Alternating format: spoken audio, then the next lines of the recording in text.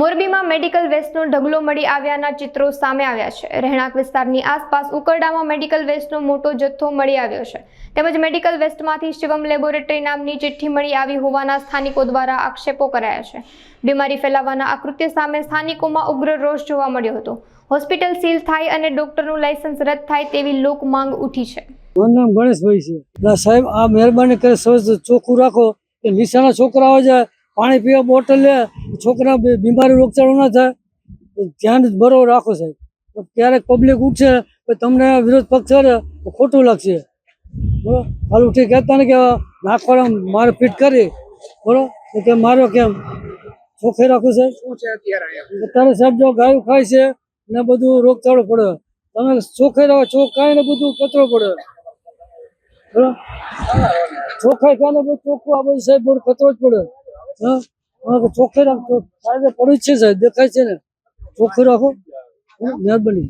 વેલજીભાઈ, અરે પહેલા અહીંયા શહેરમાં કોઈક મેડિકલ વેસ્ટ નાખી ગયું છે। અમારી સોસાયટીની બાજુમાં અડધો કિલોમીટર સ્કૂલ છે, અહીંથી બાળકો ચાલીને જતા હોય છે। વિચાર કરો, આ હોસ્પિટલ વાળા જે તે હોય એને માનવતા નેવે મૂકી છે અને સરાર જાહેર માનવવધનો આની ઉપર માનવવધનો સાપ્રતો ગુનો લાગુ પાડો એ મારી રિક્વેસ્ટ છે, કેમ કે આનાથી હજારો માણસોના જીવ જોખમમાં મુકાવવાની પૂરેપૂરી ભીતિ સેવાઈ રહી છે। અને આમ જો અત્યારે તો વાયરસથી અત્યારે આમ તો અડધું મોટી બીમાર છે એના હિસાબે, અને આના ઉપરથી તો અત્યારે વધારે માણસો માંદા પડશે, બીમાર પડશે।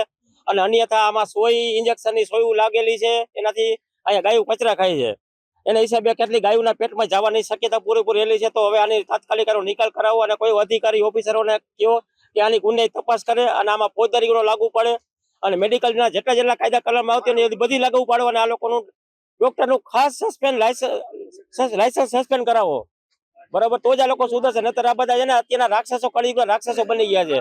દવાખાનામાં તો બે બાજુથી વેતરી જ નાખે છે, એક બાજુ કાતરથી કાપે છે, એક બાજુ ખિસ્સાથી કાપે છે, અને બીજા નંબરમાં આવી રીતે જાહેરમાં આ મેડિકલ વેસ્ટ નાખીને માનવના આરોગ્ય છેડા કરે છે।